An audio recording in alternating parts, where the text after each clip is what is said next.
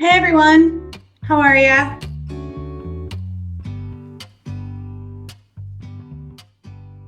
Can everybody hear me? Okay, good.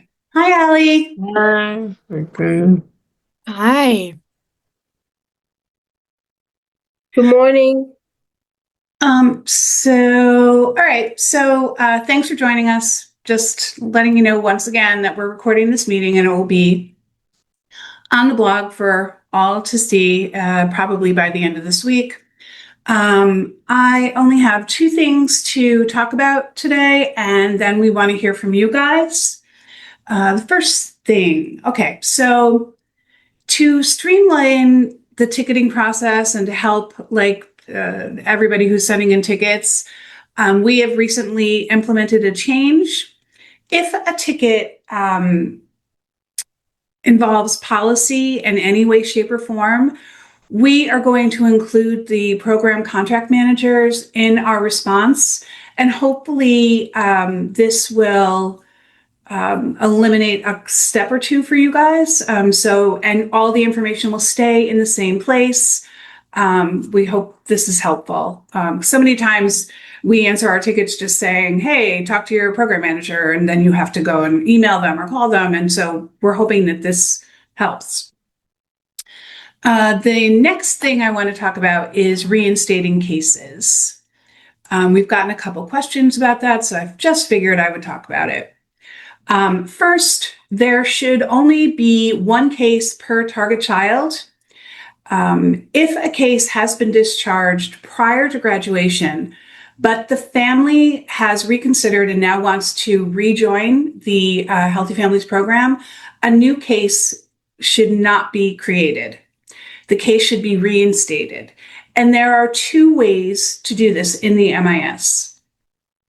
If the case was termed at engagement, the most recent engagement form can be deleted by a supervisor, and then a new engagement form can be entered with a new status.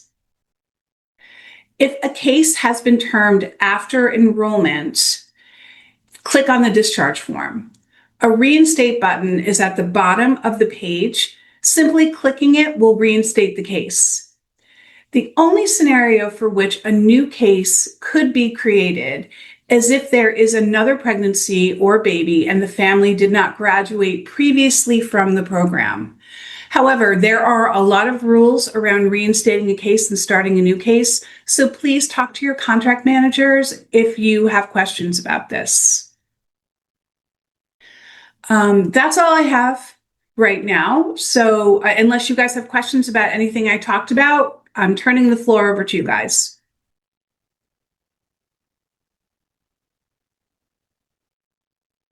May has a question about the family timeline report. Okay. Yes, I was just trying to type it all in, but it's probably going to be easier just to explain it. So, we noticed recently that family timelines are now adjusted for premature babies, um, where they haven't been in the past. What we also noticed is that the ASQ and the ASQ-SEs are now both due at the same time, where in the past, the ASQ due dates were adjusted, but not the social emotional ASQs. So just looking for some clarification on that. Am I explaining that okay? Yeah. Yes, I don't think we've changed the family timeline report in quite some time, though. Yeah, it was always my understanding that the family timeline adjusted for premature babies. I did think that the ASQSE and the ASQ had different due dates, but maybe that's been updated. So in the past with the family timelines, we had to adjust for premature babies. The timeline itself didn't do that. Um, I don't know how far in the past that was, but according to our records, that hasn't changed in a few years. I've only been here two, so um It's possible you just had a case no, because if the gestational age was under 36 weeks, it would adjust. Right. May, do you have Yeah. a specific case that you could give us so we can look at that specifically? Yeah, so the most recent one I did was, okay, so it would be a Seneca case, and it would be Mm-hmm. S Stephanie Harlow is the name. SH? Oh, wait a second, I take that back. There are two SHs. What's the most recent? I'm sorry. Okay. So another Seneca case, Okay. it would be Sienna Picky, Picchi.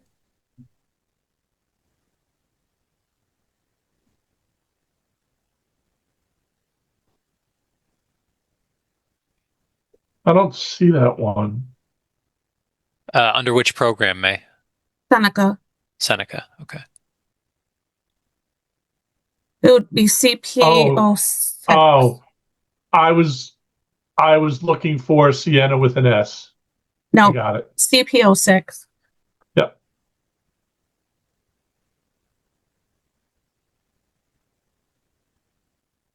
So let's see. They were born 6 weeks premature on 12/22/2004. Yeah.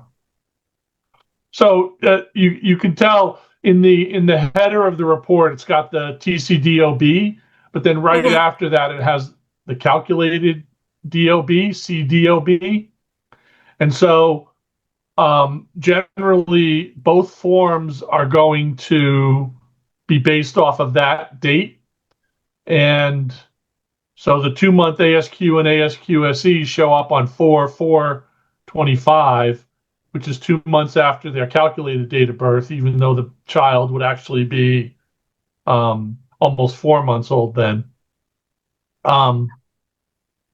Right, and Then, in the past, that wasn't the case with the family timelines. We had to go in and adjust them ourselves. So are you saying that this is not, is that the timelines are not helpful now, or?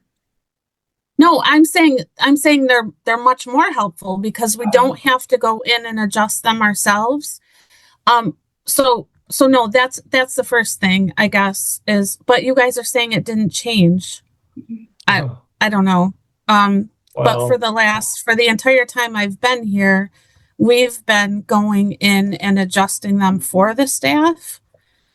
So I'm not sure why that's different, or if anybody else has noticed that. And the other thing is that now the ASQ, so say the 2-month, Jay, that you were talking about, the ASQ and the ASQSE are now showing due on the same date, and that wasn't the case in the past. All the ASQ and ASQSE schedules match up to Brooks Publishing. Let me just check theirs. Yeah. And the last time we changed that was in 2019, so that was definitely before your time, May. Yes, it was. Yeah.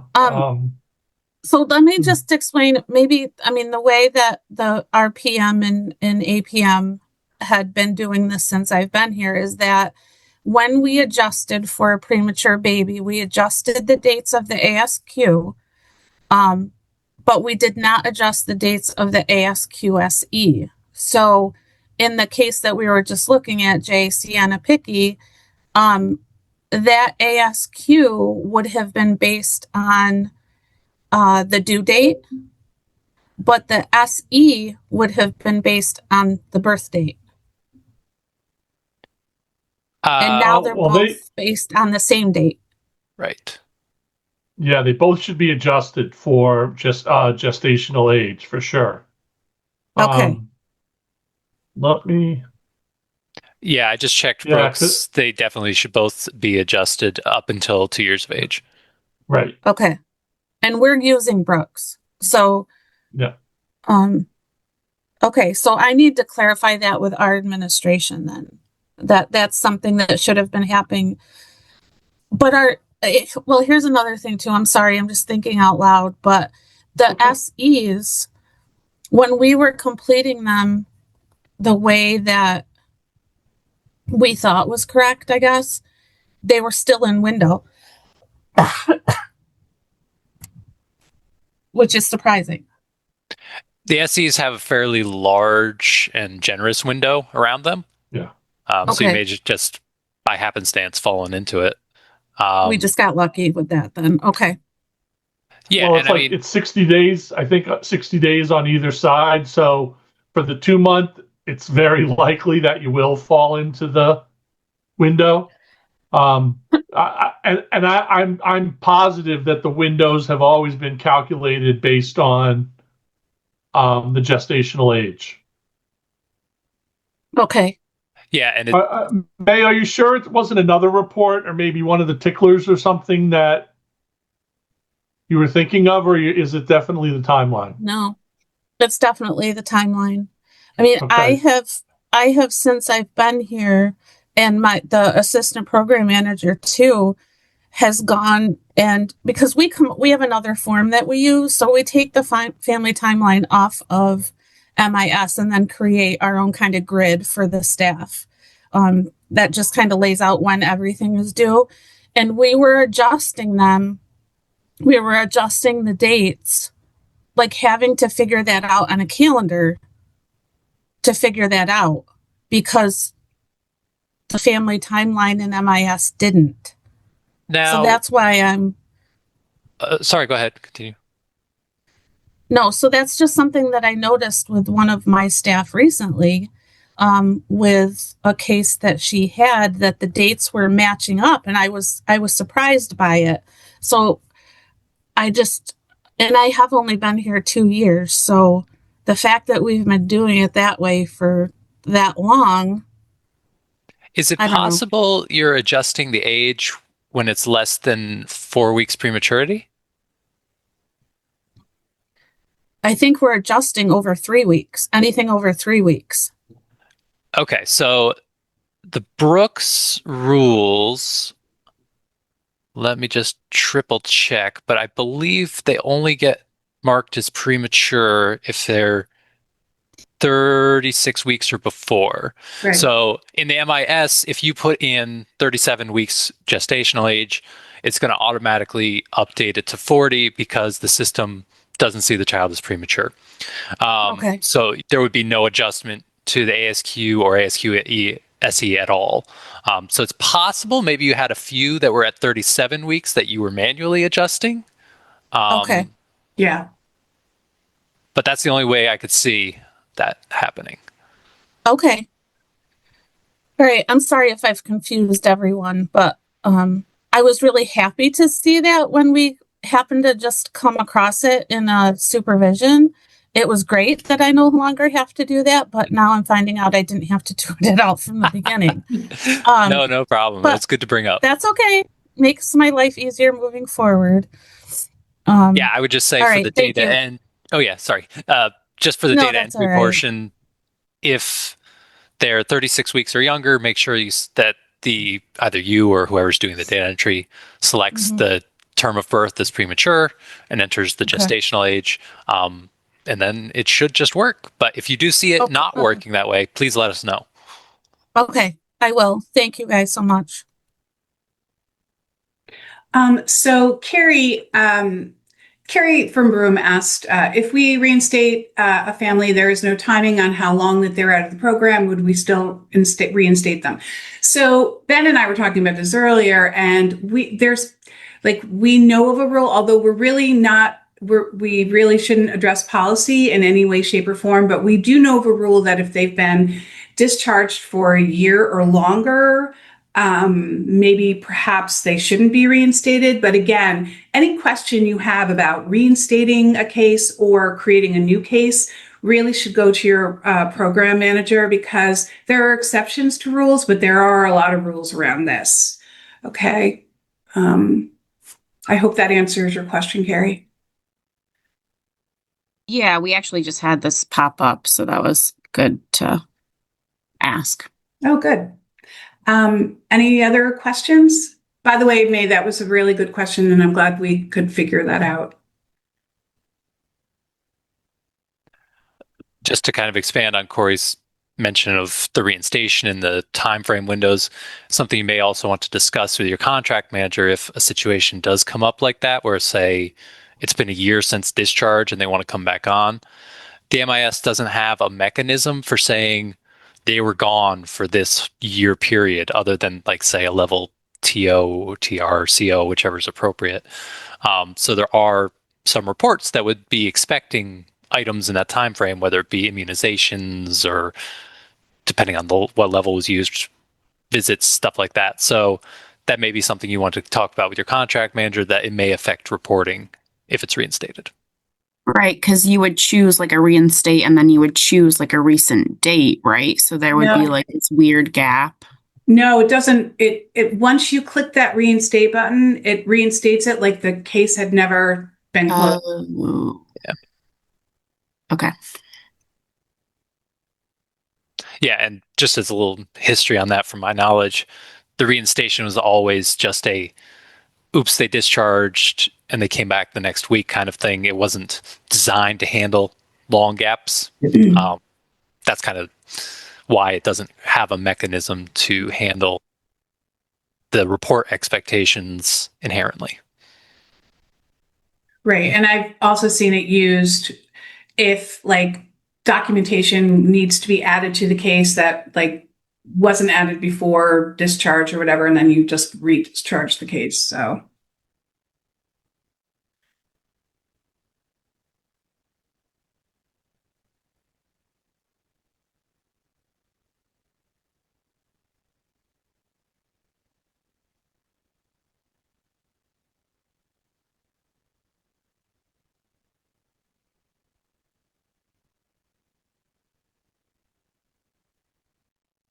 I can share the date of the next meeting.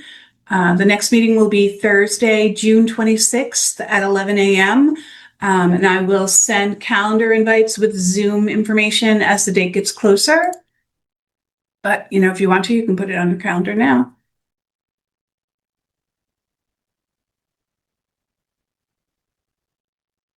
Anyone else have a question?